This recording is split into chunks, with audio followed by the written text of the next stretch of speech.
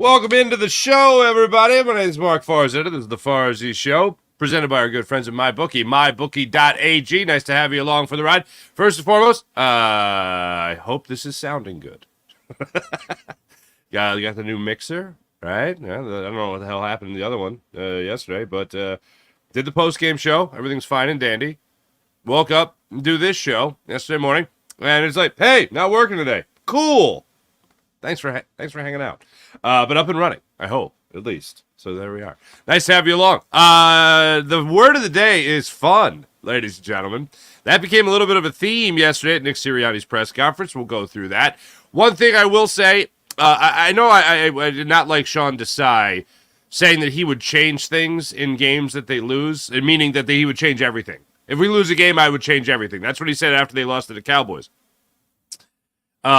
Nick Sirianni said he would change one thing in particular. Two things in particular, actually. The first one was the 3rd and 1 that the Eagles went up against the Giants after the pick six. They have a 3rd and 1 situation, and they line up in the shotgun to hand the ball off to DeAndre Swift, who gets stopped in the backfield. As I pointed out yesterday, that is a Chip Kelly type of play call, meaning that is a horrible type of play call. But that's what he did, and they didn't get it. He said yesterday, yeah, just sneak it. I would have just snuck it. Actually, he cut off the reporter who was asking the question. And he said, yeah, I know where you're going with that. So just should have snuck it. We didn't sneak it. Should have snuck. No snuck. So that's where they were yesterday. The other thing he talked about that was worrisome was the idea of the Eagles going up against the Giants. And in the only reason I preface it with saying who their opponent was is because their opponent sucks. And he was worried about leaving too much time on the clock for the Tommy DeVito-led New York Giants football team. He was worried in a drive where they almost ran out of time. In fact, as far as I'm concerned, they did run out of time. Even if Jalen Hurts runs out of bounds, you probably still don't have another shot to take at the end zone, and that's that. But he said he was worried. He was too fixated on the idea of leaving too much time on the clock for Tommy DeVito to lead the team down the field for at least a field goal to get points before that. Now, either way, even if they get points, it's 20-6, Nick. Why are you worried about Tommy DeVito and the New York Giants? Why? Did you know that you were going to have a botched play coming out of halftime when you received the opening kickoff of the second half? Did you know that? Good Lord, man. Anyway, those are two things he said he would change. Like I said, today's the word of the day is fun. We're having concerns as to whether or not this Eagles team is having fun. And that's how it was posed yesterday during the press conference, which we'll hear. Now, why does that matter? Why do I give a damn whether or not the Eagles are having fun? Why do reporters at the press conference yesterday give a damn about whether or not this Eagles team is having fun? Well, I'll tell you why. Gripping the stick a little too tight, playing a little tense, not enjoying victories. I mean, I've talked to plenty of NFL players that no matter what the situation is, they're always going to enjoy the win. You never know, especially in a game like football, you never know when it's going to be your last, so you're going to try to enjoy every single victory. And if you're 11-4, which is a pretty damn good record, you're still going to enjoy those victories. Are you going to acknowledge that the standard hasn't been met? Yes. And to be quite frank with you, I am so sick of hearing the standard. You know what I'd like to do? I'd like to see the standard. I'd like to see a game, and I don't know if there's one left on the schedule. I'd love to see a game where this Eagles team walks off the field and says, that's our standard. Or that is right there, as close to the standard that we have played since Miami.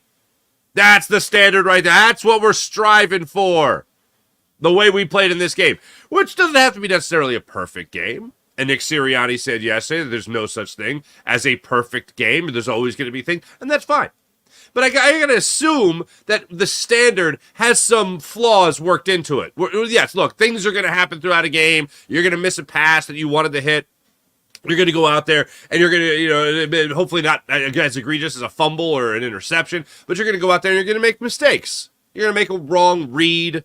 Whether offensive or defense, you're going to make a mistake. It's going to happen. But I'd like them to walk off the field against the Cardinals or the Giants or maybe their first playoff game. Hopefully not their only playoff game. Hopefully their first playoff game. And they go, that's the standard. That's what I want. I don't need to hear Jalen Hurts saying, hey, that was fun. I had fun today. We all had some fun today. I don't need Nick Sirianni to be like, hey, guys, you having fun? We all had some fun today, right? I don't need that. I want to see that standard that they're talking about. And Nick guarantees that they're having fun, so everyone can rest assured. The Sixers are going to be back in action tonight. We'll get into that conversation. Joel Embiid is not going to play tonight. Speaking of fun, I don't know if you guys saw this or not, but it's just worth pointing out, especially for anyone of my generation. And when I say my generation, Ace Ventura, Pet Detective. If you had that on your bingo card today for me mentioning that during the show, congratulations. Ace Ventura, Pet Detective came out when I was in 5th grade. I believe it was 5th grade. And it changed my life. It really did. So it's really stuck in my brain, okay? Dan Marino was in the quarterback's room for the Dolphins. Still working with the Dolphins, you know? And they gave him a nice gift. It looked like a couple bottles of wine or something. I don't know. And Dan Marino then stood up and said, I have a gift for you guys. And do you know what Dan Marino gifted the quarterback's room of the Miami Dolphins? Isotoners. How awesome is that? I have interviewed Dan Marino. And what's really funny about interviewing athletes that have been in movies is that they only want to talk about movies. They only want to talk about acting. I've been part of an interview with Mike Ditka, and Mike Ditka only wanted to talk about his role in Kicking and Screaming alongside Will Ferrell and Robert Duvall. That's all he wanted to talk about. 85 Bears? Nope. Buddy Ryan? Yeah, he'll give you a little blurb. But, oh, man, you ask about acting? Ho-ho! The whole new ballgame. Dan Marino says he loves when he goes down the street and he hears, laces out, Dan! So anyway, wanted to start with something fun with today's fun theme. Dan Marino gifted isotoners to the Miami Dolphins. Just when I didn't think I could like the Miami Dolphins anymore, I like them a whole lot more. They beat the Cowboys to help the Eagles' cause here, winning the NFC East, which looks fantastic, by the way. And now you get to laugh a little bit with Dan Marino. All right, let's continue our theme of fun today. And I don't know if this is going to be fun for you guys, but I sure as heck hope it is. Here is Nick Sirianni yesterday, after the Eagles win. So when I was talking to you guys yesterday, through all the technical difficulties, God bless you for hanging with me. This is a clip I played that I feel really summed up the locker room. And judging from the reporter's line of questioning yesterday, because Zach Berman asked about it, Dave Zingaro asked about it, John McMullen asked about it. It was a very similar theme in the press conference yesterday as to whether or not these guys are a little too tight, a little too tense with the way things have been going for the Eagles as of late. And Devontae Smith is another example. That if you missed the show yesterday, here's Devontae Smith after he became the Eagles' second 1,000-yard rusher, by the way. Pretty insane. And here he is yesterday in the locker room when he was asked about this team and where they're at after a victory, getting off the 3-game skid that they were on. 11 wins, we're not playing good football right now. As an offense, we're not where we want to be. So, I mean, I'm not satisfied. Yeah, we got 11 wins. I'm not happy. It needs to be better for what I want to do, what everybody else in here wants to do, where we want to be. We're nowhere near that, so, no, I'm not happy. I know you can't speak for the whole team, but is that kind of the sense you get from a lot of your offensive teammates? I think that's pretty much anybody in here, man. They'll probably tell you the same thing. You know, we know we can be, and we know we're not there yet, and we have a lot to do. What's the need? Yeah, they have a lot to do. I think we can all agree they have a lot to do, even in the wins. And I always use the term moral losses because, like, yeah, you won, and I'm happy they won, but it doesn't feel great. It feels like you still played far away from the standard. Whether it was the interception with Dallas Goedert falling down, whether it was Jalen Hurts not getting out of bounds, whether it was Nick Sirianni over-managing the clock or under-managing the clock, whatever, screwing up clock management at the end of the first half, whether it was the 3rd and 1 where they line up in the shotgun again with DeAndre Swift and didn't get it, whether it was the fumble coming out of the second half, whatever it was, whether it was Reed Blankenship getting burnt like toast for that big 70-plus yard touchdown. Yeah, they didn't play the standard. There was a lot of mistakes. There was a lot of things to clean up in it. But one thing after the game, to take you into the locker room again, Nick Sirianni, the Eagles put this out yesterday. This is Nick Sirianni addressing the team after the game. And I didn't expect pom-poms. And I thought this was a very real clip He, of course, spoke longer than this, but they only released about 20 seconds of it. But here he is talking to the team afterwards, kind of give you a sense of what the message was in the locker room at Lincoln Financial Field after they beat the Giants. Great job. Defense, great job. Great job. Great job. All right. And then offense, way to run the ball, pass the ball. All right, we gave him 14 points. That's why it was close. All right, don't got to be close. All right, but way to fight, way to win, right? But winning is the most important thing. That's it. Yes, it is absolutely the most important thing. And to steal a line and bastardize it from the great Vince Lombardi, to go ahead and gank that line, I'm gonna say this: winning isn't everything, but they say it's the only thing, according to that Vince Lombardi character. Okay, winning isn't everything; it's the only thing. I think that's how it goes. Yeah. Winning isn't everything. This is the way I'll bastardize it. Winning isn't everything, and sometimes it ain't pretty. That's the way I'll term it, because that's kind of how it's felt for a lot of this season for the Philadelphia Eagles. And this game against the Giants, oh yeah, it wasn't pretty. And not every single win has to be pretty. The Eagles have had their share of those ugly wins this year, but they still are wins. But what bothers me is that even if you forget, and I went on the tangent about the Eagles and the standard that they want to play to. Even if you forget about the talk, you just forget about that, blah, blah, blah, right? Think about the standard they set last year. Think about the bar that they set last year. Think about the level of play you saw from Jalen Hurts last year. You mean to tell me they're close to that from what they were a year ago? I mean, Jalen Hurts even admitted after the game saying, I would like to say that we're close, but I can't. Yeah, because it doesn't, we would all agree, it doesn't look like you're close. We can talk about the regression you've seen from the quarterback alone this year. And that's not just some narrative that's being taken out of thin air. I mean, look at the turnovers for Jalen Hurts. It's insane this year compared to what it was a year ago.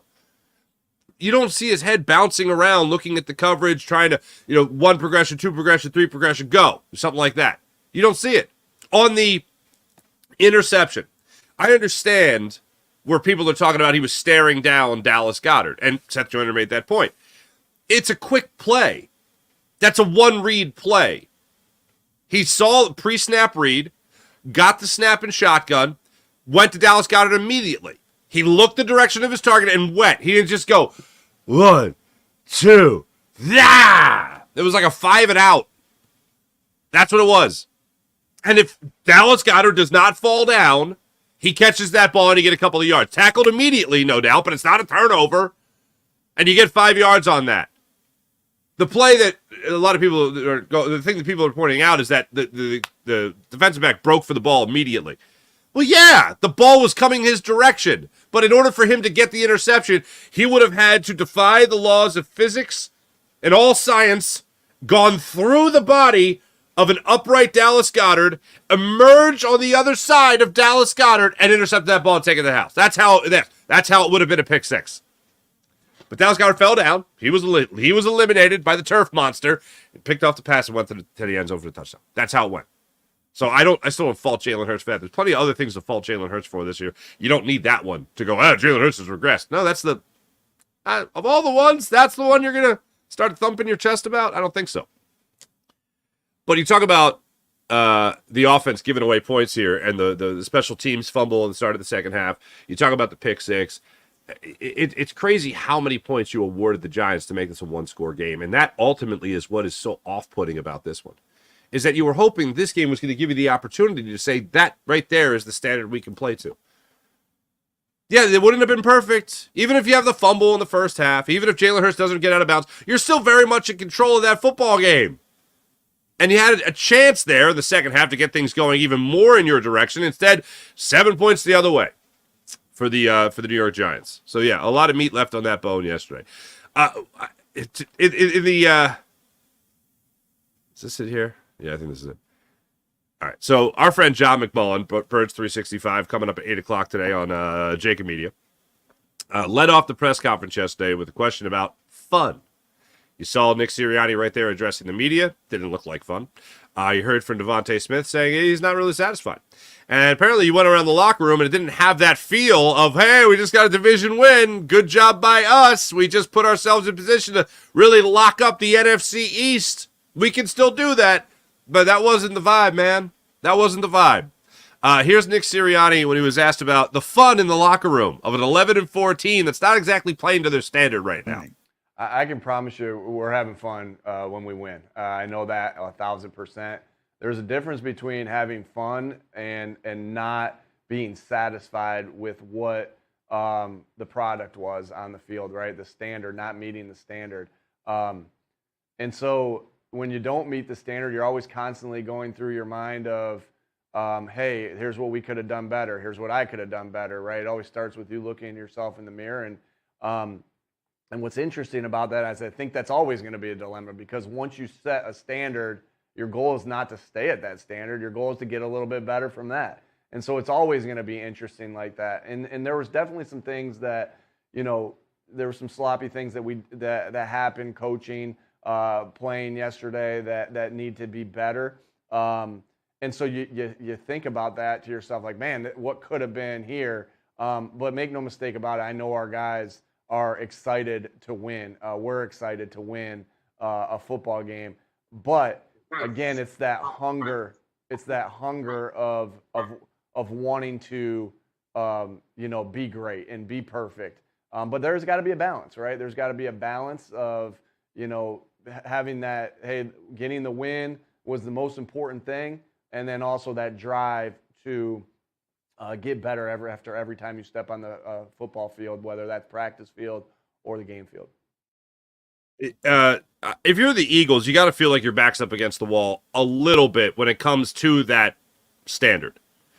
This wouldn't be fun. Like if you are at all a competitor, and I'm not talking about just professional athletes, I'm talking about you in your own workplace. I'm talking about you even if you golf recreationally, whatever. If you have any ounce of competitive nature where if you lose or you take a bad hit, whatever the case is, and that bothers you, you got to be thinking to yourself, you can play better than this and all that stuff, right? The Eagles know they can play better than this, and the Eagles know they shouldn't be in the situation they're in right now.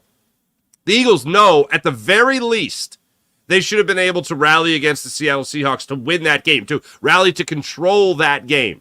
They had that game in their back pocket, and they blew it against Drew Lock.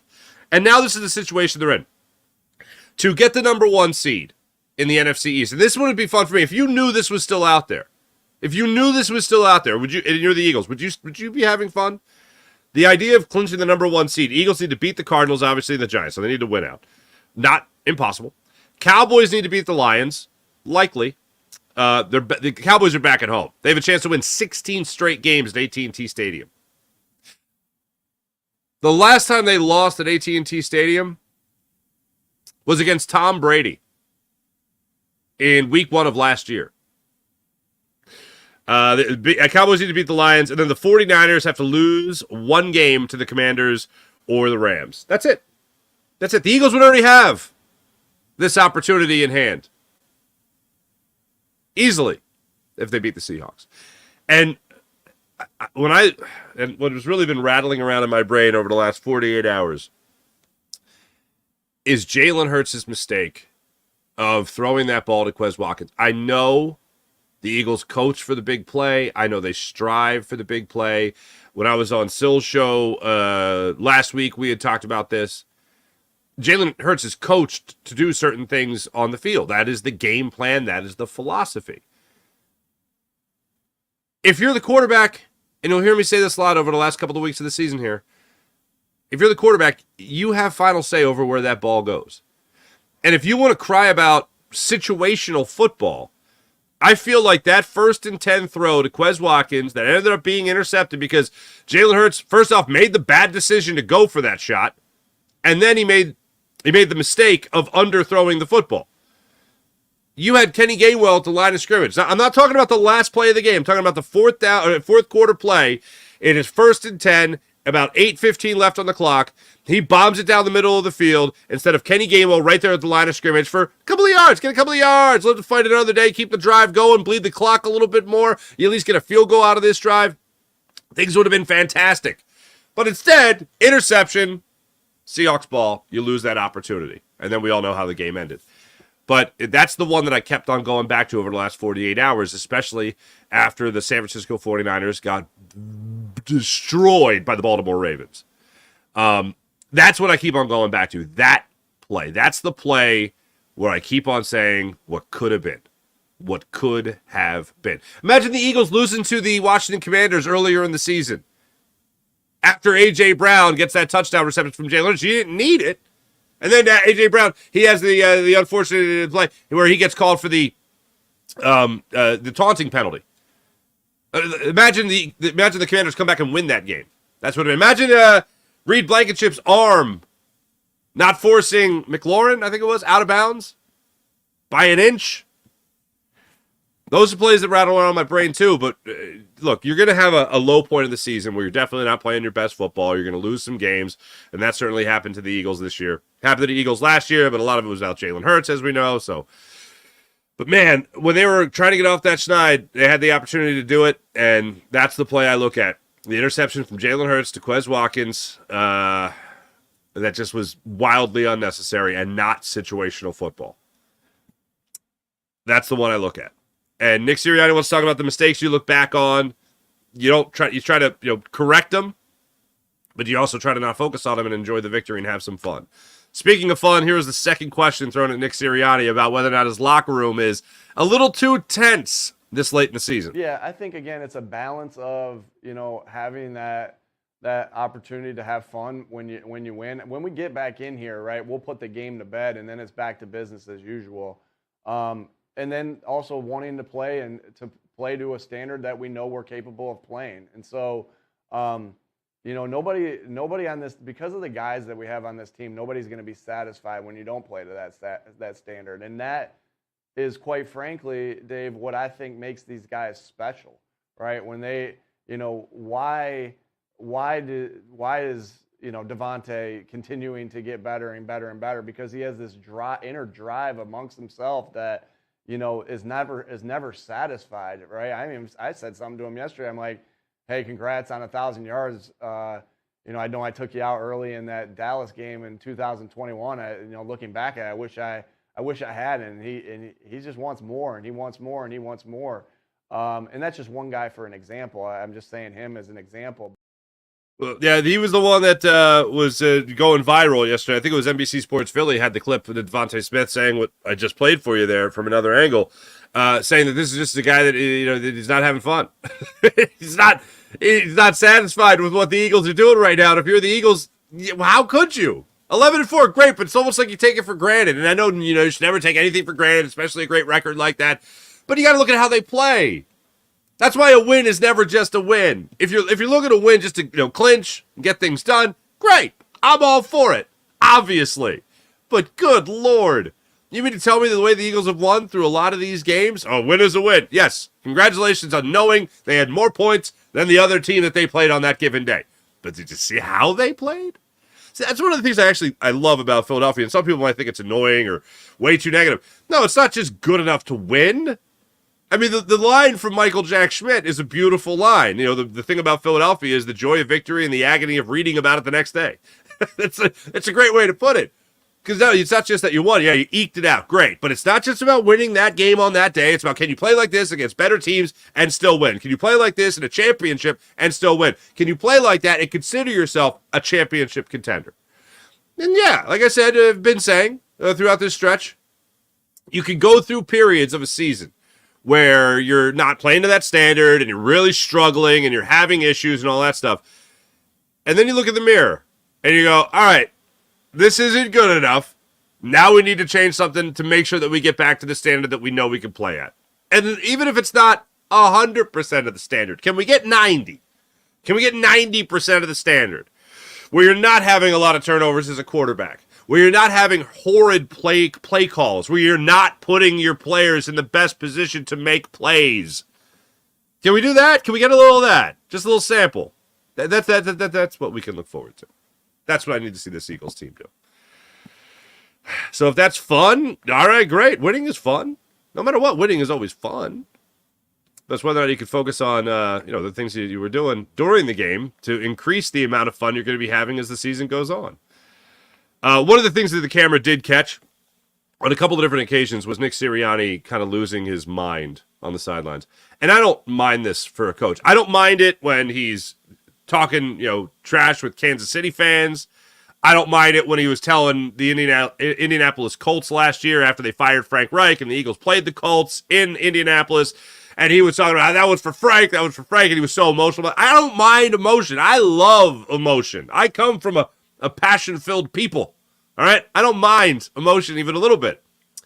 So Nick Sirianni being emotional on the sidelines, he's got a pretty stressful job. Football players play at pretty high intensity. I don't mind that. Even Andy Reid, when Travis Kelce spiked his helmet, Gronk spiked his helmet into the ground this past weekend against the Raiders, even Andy Reid got over there and gave him a little shoulder bump. Like, hey, come on, man, let's pull yourself together here. Let's go. I don't mind that. Nick Sirianni does to the nth degree, I'll admit. But I don't think this should be a focus for him. But he did say he needs to keep his emotions in check. And here he was yesterday when he was asked about, going a little crazy, going a little buck wild on the sidelines. Yeah, like I said, Zach, I need to be better in those scenarios. When there's some high pressure areas, they got to see me calm. And not tense there. There's a time and place to be, intense, and there's a time and place not to be. And I know that's something that I always have to work on as a head coach. And so that's something I am constantly working on. And so body language, I think, body language, I don't know. I look more at actions than the body language, I guess to say, if that makes sense. I know body language is a type of action, but I look more at the action of the players and the coaches and myself there as opposed to the body language. Did I answer your question, Zach? The answer was yes. He did answer his question. I get that. You don't want to be the one looking like you're panicking when everybody else is around you panicking. You want to be the guy that's, some people want to be that steady boat in the water that's just always calm. It's never rocking too much. It's never going nuts. It's not him. That's not Nick Sirianni.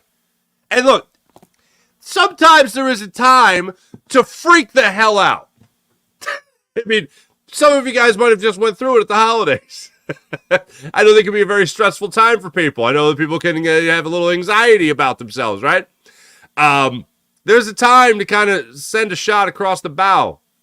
And I think there's times with this Philadelphia Eagles season, especially right now, that your chances of winning the NFC are not great.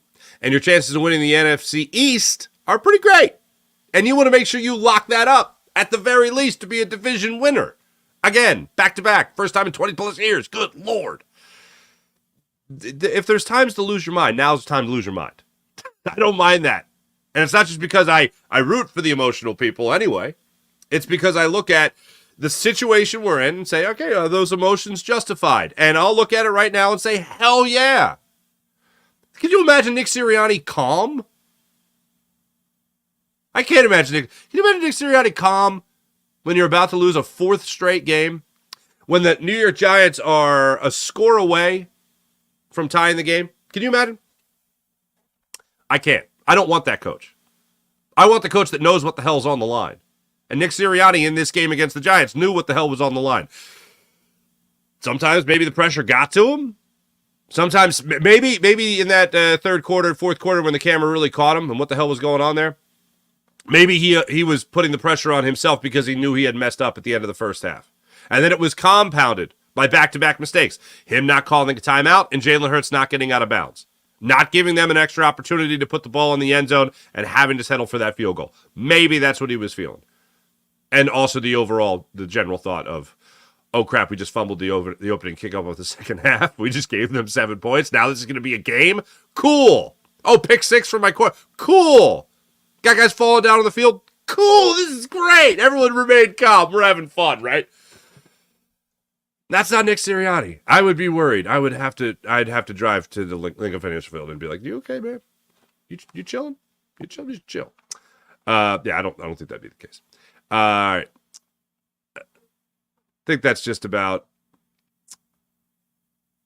Oh, he did admit. I told you he did admit. You know, this is real quick. This is a quick one. I'll give you. This is the question. I think the question is in here from Josh Salino saying, "Do you wish you would have went for it in that 3rd and 1 with the quarterback sneak?" Hey, Nick, kind of a follow-up, I guess, to the tendency question, but as it pertains to a particular sequence, in the third quarter, you fought to a 3rd and 1 from your guys' own 34. Yeah, you know, Josh, I know where you're going with that. You know, obviously after second thought, I'll get to your second part of that question, but after second look, we're like, man, why? Shoot, get under center, run quarterback sneak. No. Ah! Thank you. Right there. Thank you. Yes. I don't want 1 second guess. I don't mind so much. When you tell me that you change everything, like Sean Desai a minute ago or last week, then the problems. But it was obvious. It was so obvious. They couldn't get out of their own way in that situation. And the thing that's so crazy is that you just had the pick 6, and you need to make sure you have a long, sustained drive, take momentum back for the Eagles. And 3rd and 1, handoff to DeAndre Swift. Any other time. 2nd and 1. Yeah, go ahead and do that. 3rd and 1, just get under center, get the first down. Not a 3 and out. We're going to give the ball immediately back to the Giants. Oh, you guys want more momentum? Here you go. Not a great game plan by Nick Sirianni. Not a great play calling by Nick Sirianni. And certainly not good play calling by Brian Johnson. And I know that Nick Sirianni always said that Brian Johnson play calling, whatever. He didn't say it there.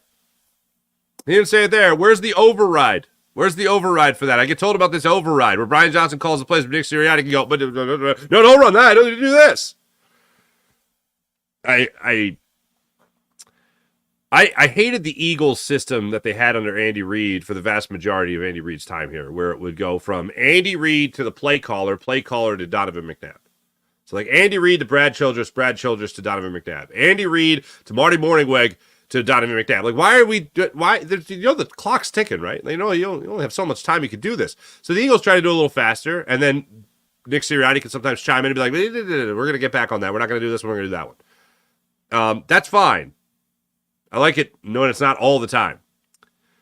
But how you don't have better communication and a better play dialed up when you have the guaranteed play in your back pocket, when you have a play, literally, that your head coach, that Nick Sirianni himself, has said, hey, you know, when he was asked about, hey, what's the great thing about having a play like the tush push, the brotherly shove?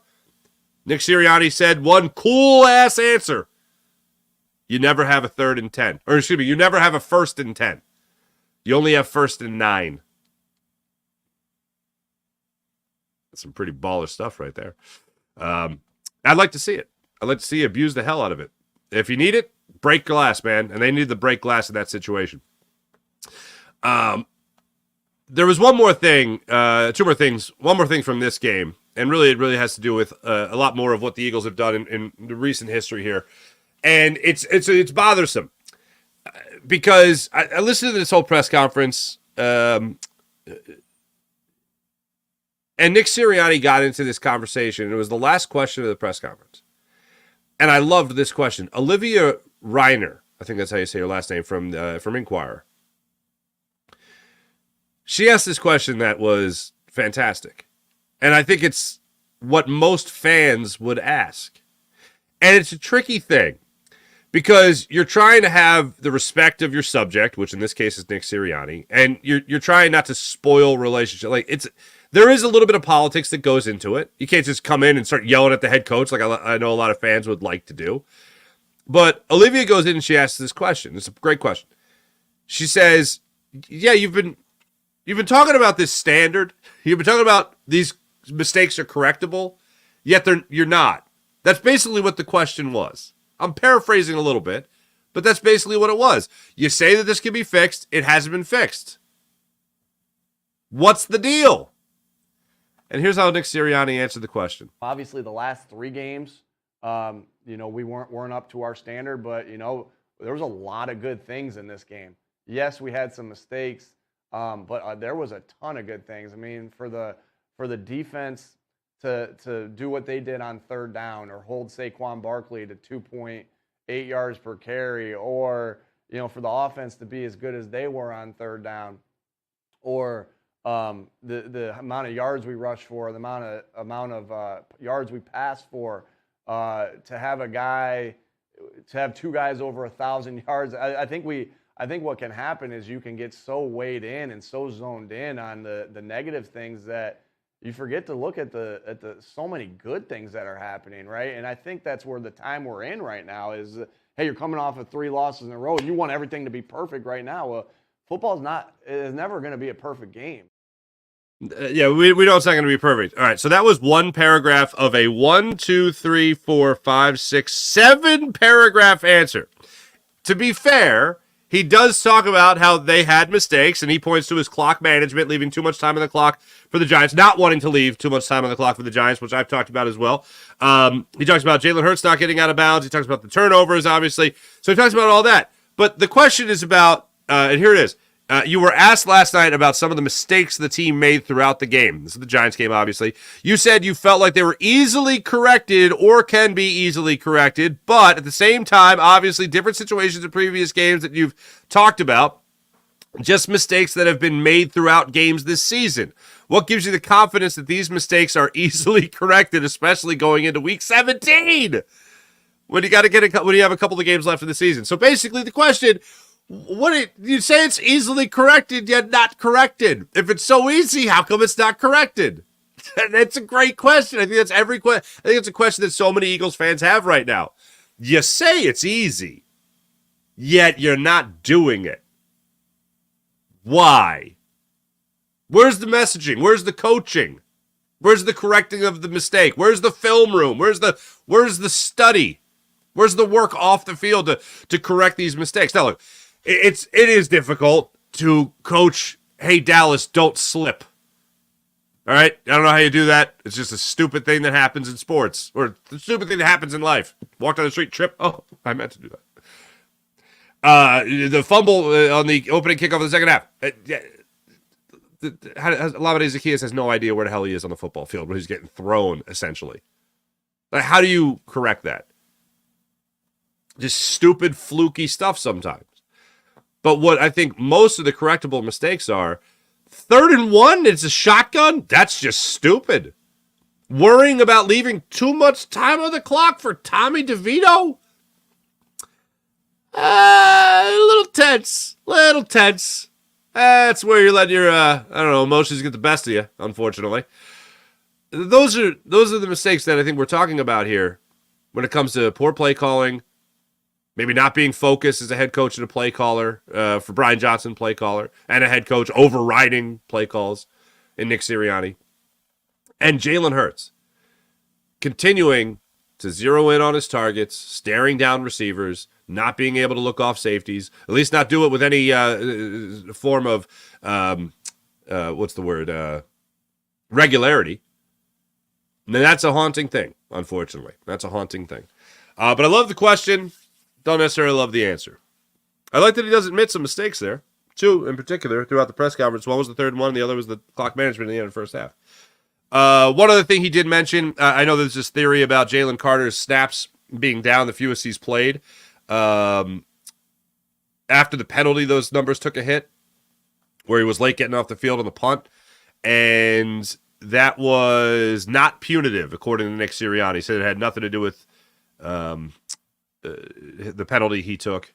It was just about the matchups that they had. And they wanted to have Brandon Graham inside, essentially run that little, it's not a NASCAR package, so to speak, but have Brandon Graham line up as the defensive tackle. They ran a TE in this game against the Giants. Josh Sweat came in, ET.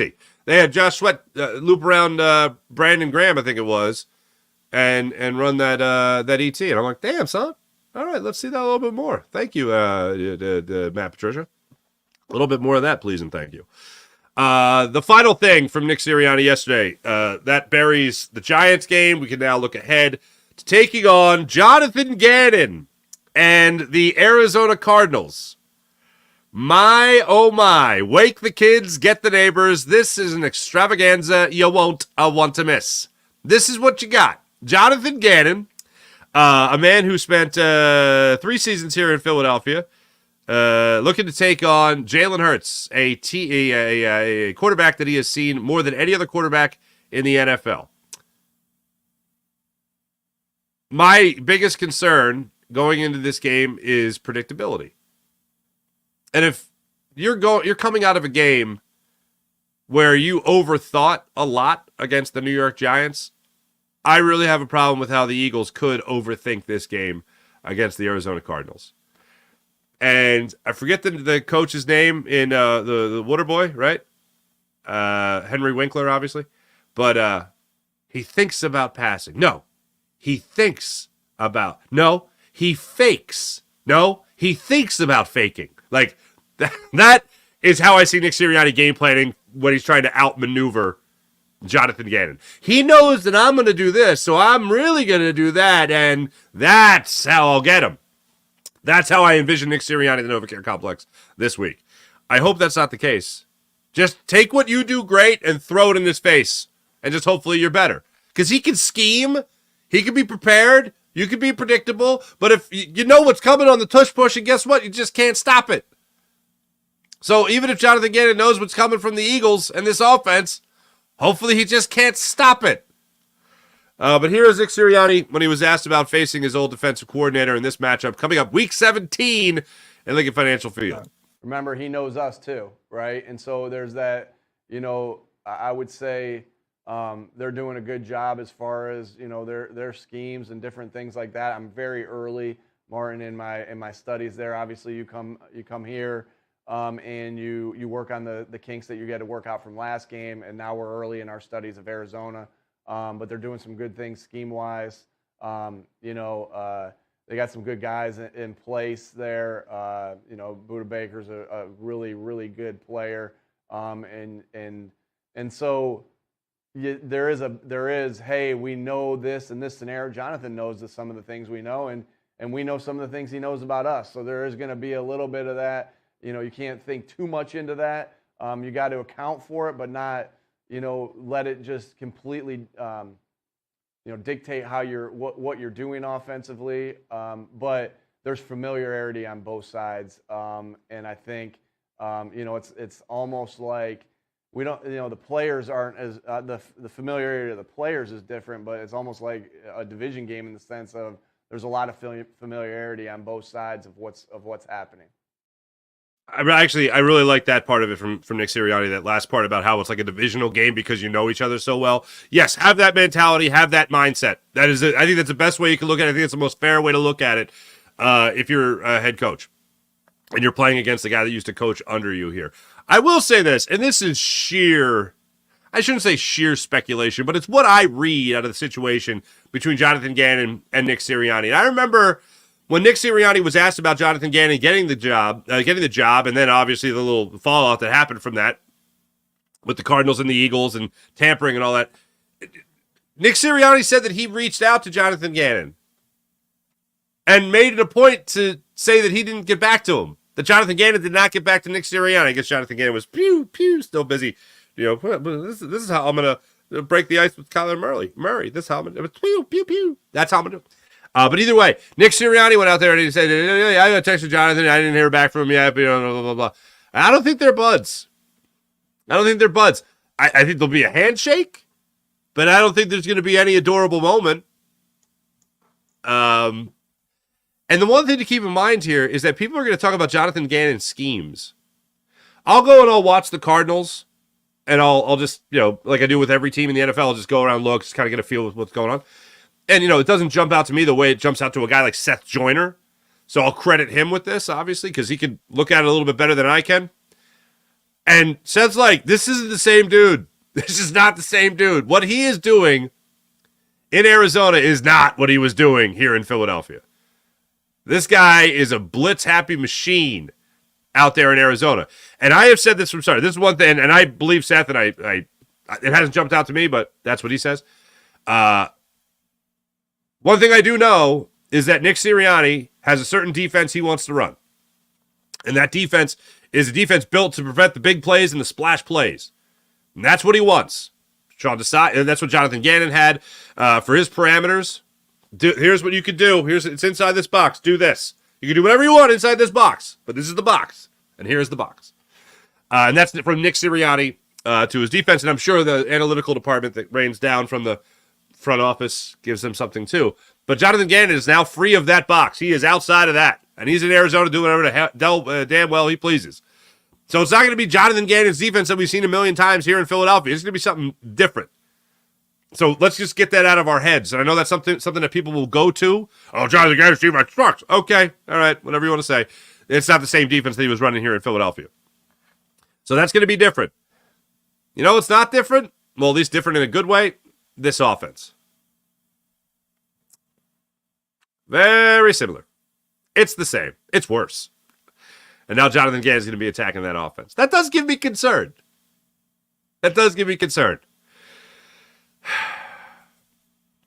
Eagles are the better football team.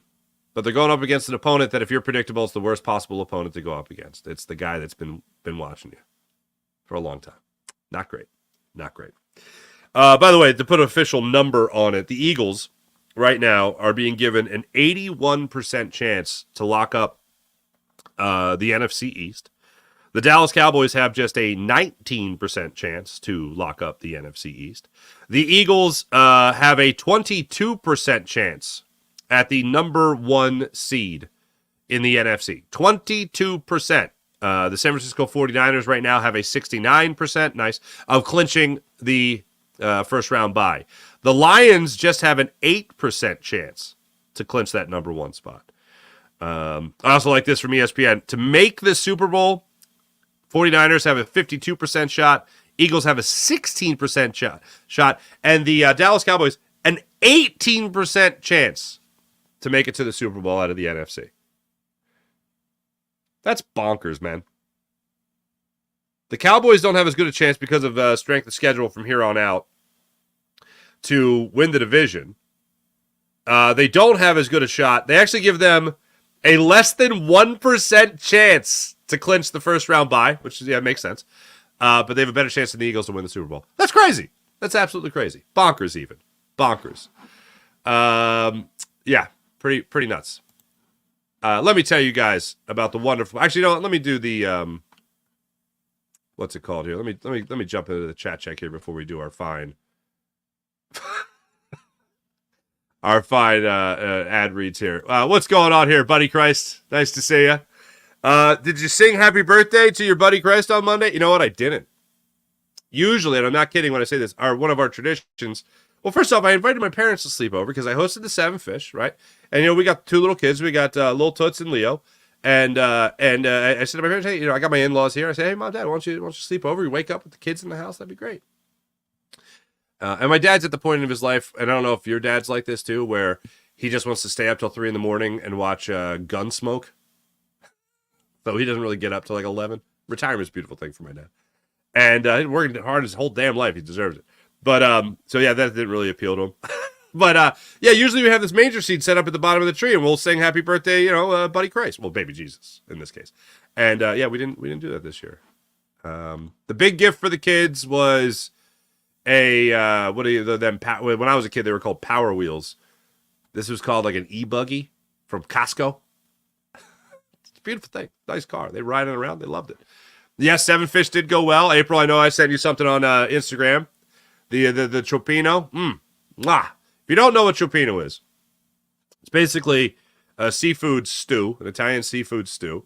It's cooked in like a marinara, but like a thin marinara because it's a soup, stew, whatever. Clams, mussels. You could do cod, you could do tilapia, you could do any kind of fish you like, really. And it really, when it breaks down in the sauce, oh my goodness gracious, it is beautiful. What else did I have in there? Mussels, clams.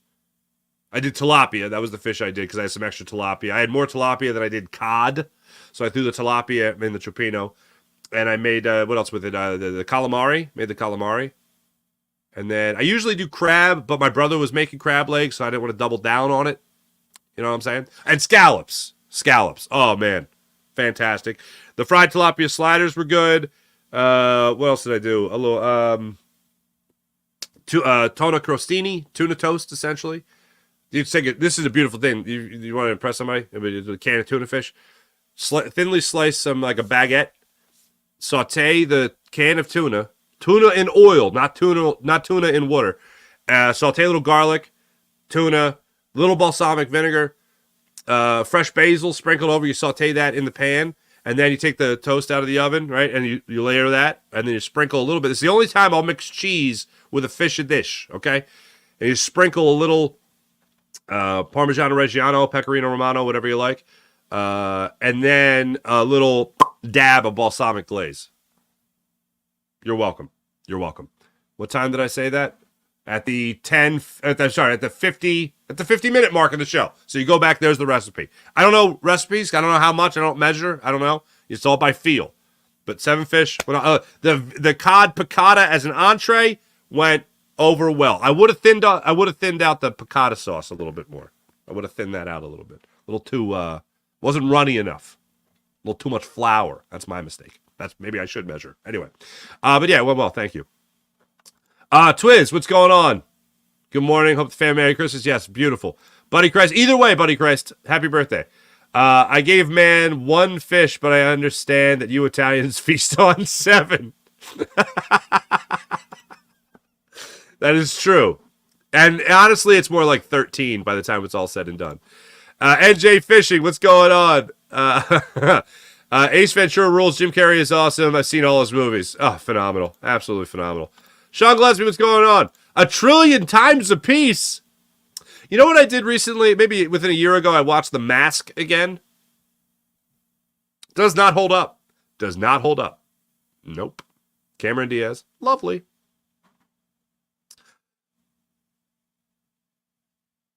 Richard Jenner? Is that the comedian's name? Who's no longer with us, unfortunately? Hilarious.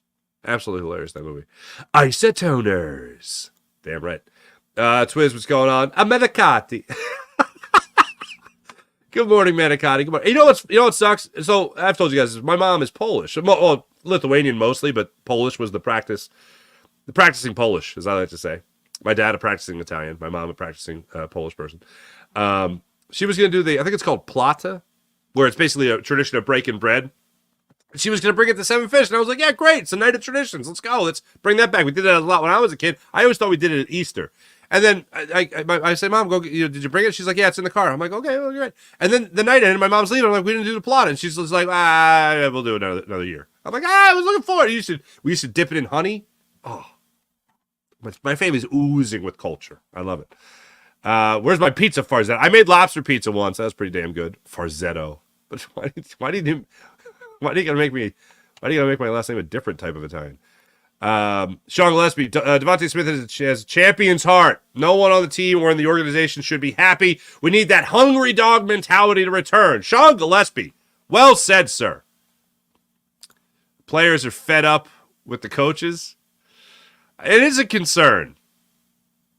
That is a concern when you see that many players upset.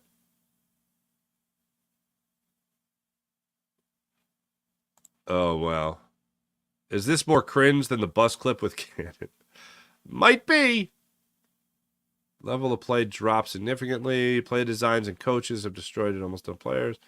Twiz, what's going on? How you doing? Rocco, I've seen people throwing stuff at you. What's up, Rocco? Eagles still suck. 1 Super Bowl in 60 years. Nice to see you.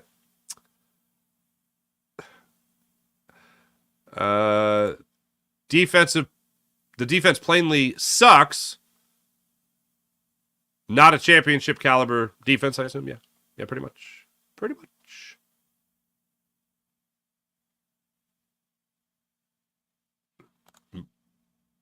Murphy Brown, God, I repent of my sins in the name of the Lord Jesus Christ. Amen. Amen. More power to you. Fuji! What's up, Fuji? Good morning, Mark, and good peeps. Happy hump day. It is Wednesday already, isn't it? Good. Tomorrow's trash day. We got a lot of trash. I think we had a total of 20 people in the house at one point. Yeah, I think that's what we had.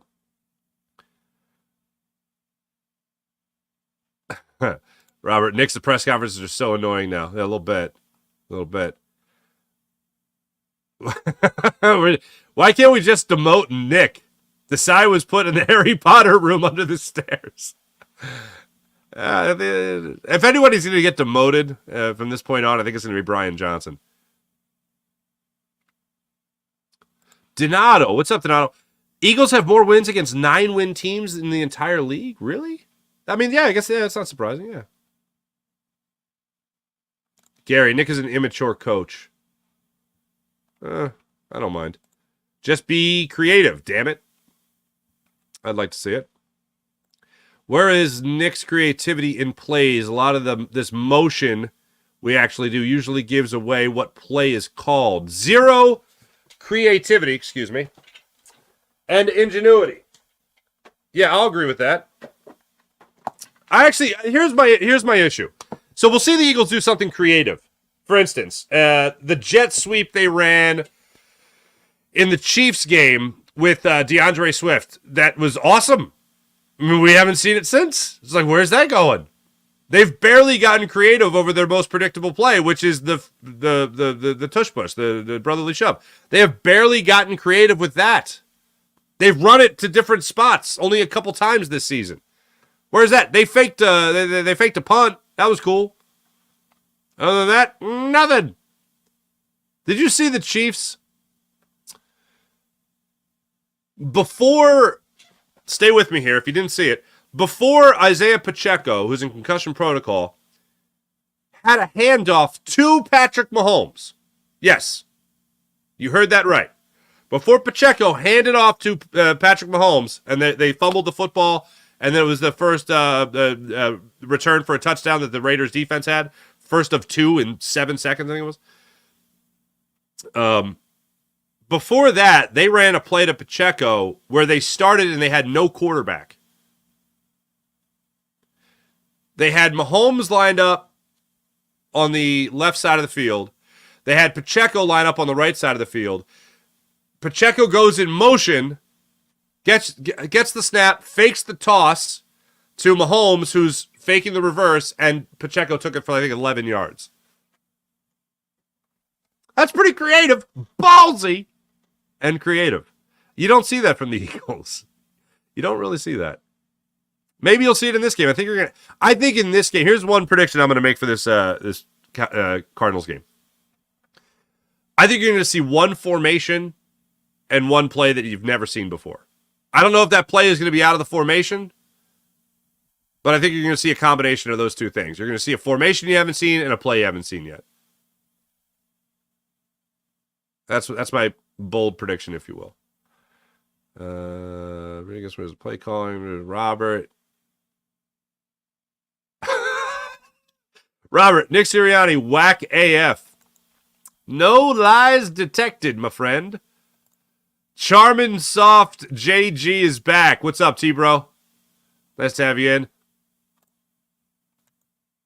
Coach Klein. Coach Klein. Yes, thank you, Coach Klein.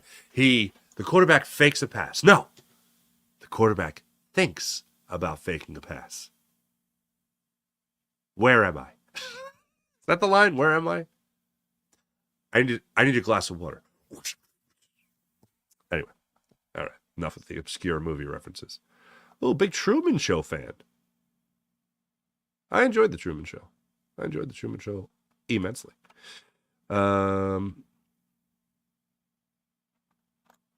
Why would Nick, an offensive mind, set guidelines for his defensive staff? That's like telling a professional swimmer to only swim on his back against a bunch of guys swimming normally. Freestyle. It's called freestyle. Okay. I don't like to brag, but I was a swim teacher. Okay. Anyway, because he's the head coach, and I agree. But if you're the head coach, there's certain things you want to see from your defense, and they'll set those parameters. I agree that it sounds crazy if he's not a defensive-minded head coach. You should leave it to the defense. I agree with what you're saying.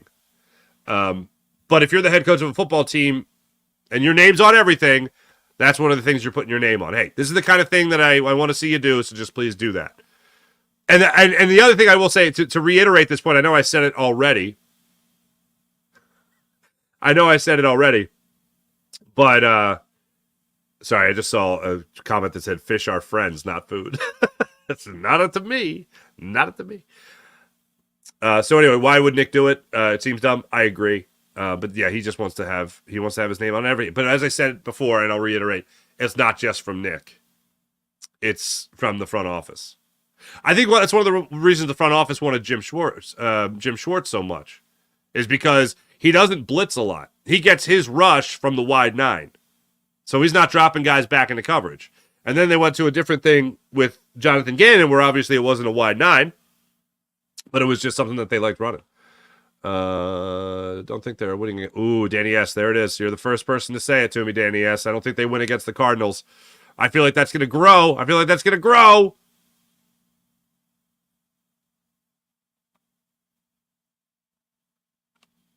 like when you guys react to other people's things, and I'm like, wait, hold on, what did they say?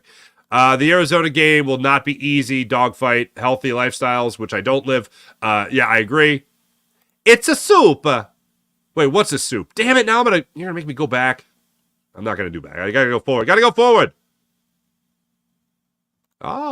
Tuna on a toasted slice of French bread. Ridiculous. Farzy, I'm coming over. Can you feed me? I feed everyone, baby. I feed everybody. Remember Go-Go Gadget?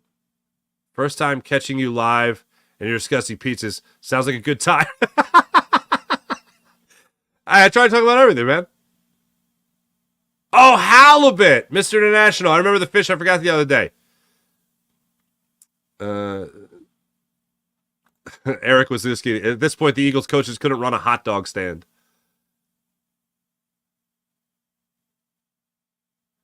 Chiefs without Bieniemy also looking like us without Steichen. That's a great point. That's a great thing. Did we talk about this, real talk? I think, did you mention this yesterday? I don't know. The Ravens look like the Eagles should look. The Ravens just look like, man, you want to talk about having that dog in you? I was afraid for the 49ers. Like, I hate the 49ers, but I feared for them. I felt fear in my heart and in my gut. Any team that stepped foot on the field with the Ravens in that game, just like, I was praying for them. I was praying for their souls. Because the Ravens went into San Francisco like, hey, guess what? This is our house now. This is where you are our guests. We are allowing you the privilege of saying that you played against us tonight. And they brought the noise. They brought the pain, and they brought the power to the San Francisco 49ers in that game. I thought Brock Purdy was going to cry. He did not, but I thought he was going to cry. Oh, Truman Show's your favorite? I think, yeah, I saw you reference Truman Show earlier. Your favorite Jim Carrey movie is Truman Show. I really did like Man on the Moon. I liked Man on the Moon so much that I actually did watch the making of Man on the Moon, or at least whatever it was called. I think was it called Jim and Andy? I think it was called Jim and Andy on Netflix. The documentary about him making Man on the Moon. And then I saw Jim Carrey do the interview with Jerry Seinfeld on Comedians in Cars Getting Coffee, and Jim Carrey was asked about making the Truman Show, and he said while he was making it, he went out to dinner with Nicolas Cage. You throw a Nicolas Cage any story, and all of a sudden, I'm on the edge of my seat. And Jim Carrey's like, yeah, I went out with my buddy Nick Cage. Right? I love when the people in Hollywood, Nick Cage. So, my buddy Andy used to refer to Nick Cage as Nick Cage, and I'd be like, you don't have a personal relationship, but whatever. Anyway, he said, yeah, I went out to dinner with Nick Cage, and he says, I gotta go, man. Your eyes, you just look weird. You're not all there. I gotta go. Then Nick Cage just got up and left the restaurant because Jim Carrey was still very much in the Andy Kaufman thing. But yeah, Truman Show is great. Man on the Moon is great. I mean, Ace Ventura is just still a movie I'll laugh my ass off about. And if you don't pull into any parking spot, no matter what the size of the parking spot, and go, I like a glove, I question whether or not you're an American male. That's what I'll say. Thanks, everybody in the chat. You guys are fantastic, as per usual. Let's get into this. Let me tell you about the great people that are kind enough to let me promote their products. And the number one that I want to talk about here is the great, where the heck did this go? Here it is. The great people at Manscaped. Use promo code FARZY20. That's FARZY20. Manscaped.com for 20% off and free shipping. Now, what do they got here? Well, the new year is coming. Step into 2024 with confidence, thanks to Manscaped. Resolutions, are they met? Are hairs neatly kept? Well, Manscaped does it all, and does it all for you. You know, every once in a while, you got to look at yourself in the mirror and say, I can be better. Manscaped is an easy ticket to being better. The Performance Package 5.0 Ultra is here, and I'm here to tell you about it. It's got futuristic tendencies. How about that? Included in this bundle, a brand new Lawnmower 5.0 Ultra, the Weed Whacker 2.0 ear and nose hair trimmer, and the essential aftercare products like the Crop Soother, Ball Aftershave Lotion, and Crop Preserver, anti-chafing ball deodorant, and two free gifts. Their 5th generation lawnmower features 2 interchangeable next-gen skin-safe blade technology blade heads and a standard one for taking a little off the top with Manscaped. Foil blade to go smooth wherever your heart desires. Oh, and then I mentioned it's waterproof too. How about that? Manscaped also threw in 2 free gifts with Boxers 2.0 and the Shed 2.0 toiletry bag. What? Yeah! Manscaped. Go to manscaped.com. Use promo code FARZI for 20% off and free shipping at manscaped.com with promo code FARZI20. That's FARZI20. Start the new year right. Well-kept undercarriage. Because you look good, you feel good. Manscaped, helping you sculpt the best version of yourself all over yourself.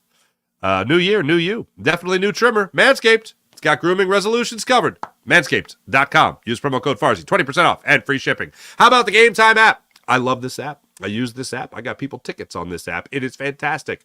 The Game Time app. You want to go to the comedy show? Bang, you're at the comedy show. Hey, you want to go to the game? Bang, you're at the game. You want to go to the event? Bang, you're at the event. Go to the concert? Game Time app. GameTime.co. Game Time guarantee, by the way. It means you'll get the best price. You find tickets in the same section and row for less, the Game Time app will credit you 110% of the difference. And they got it all. You can preview the seat, and you can also have confidence that you're buying a good ticket. Last-minute ticket deals, flash deals, zone deals, easy way to find and buy tickets for every kind of event in your area. View all the seats in the venue, lowest price guaranteed, even cancellation protection, job loss protection, all of it. All-in prices, they show your total up front. How annoying is it when you go to buy tickets and you're like, oh, these tickets are only $20, that's great. Wait, service fees, $115. What? Not with the great people of the Game Time app. 20% off. 20% off. Excuse me, $20 off. Excuse me, $20 off when you use promo code FARZI at the Game Time app. When you download the app, create an account, use promo code FARZI for $20 off your first purchase. Terms apply. Again, create an account, redeem the code FARZI, F-A-R-Z-Y, for $20 off. Download the Game Time app. Last-minute tickets, lowest price, guaranteed. How about PHL Sports Nation, Philadelphia Sports Nation, enhancing your Philadelphia sports fan experience across all social media and blogs. That's PHLSportsNation.com. Let's get to the Morning Rush, brought to you by Sky Motorcars, SkyMotorcars.com. Here's what we got for you tonight. 76ers are going to be without Joel Embiid tonight when they are in Orlando. Side note, I believe there's a legitimate injury, not a serious injury, but a legitimate injury with Joel Embiid.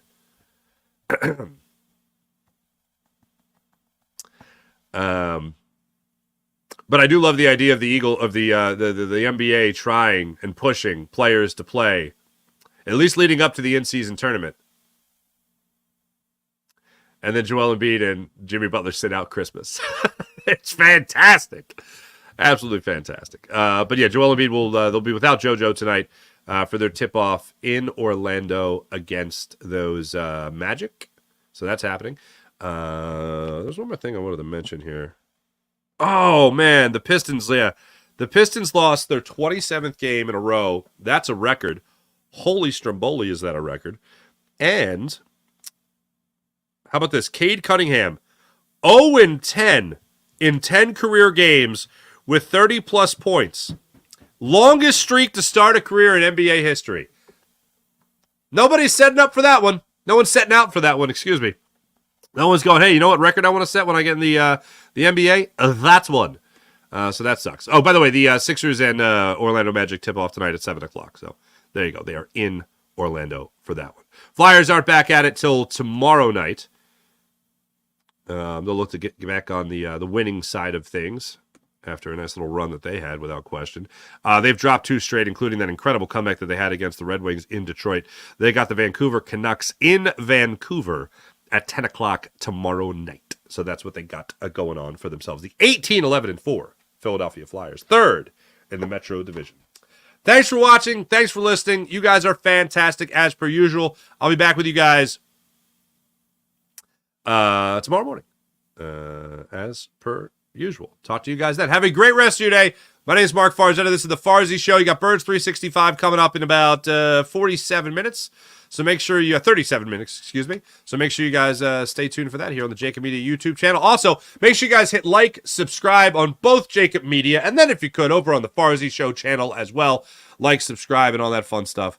I'm seeing the what do you call it, the Fire Marshal Bill references, and I am here for it. I am absolutely 1 billion% here for it. Thanks, everybody. See you tomorrow. Go Birds.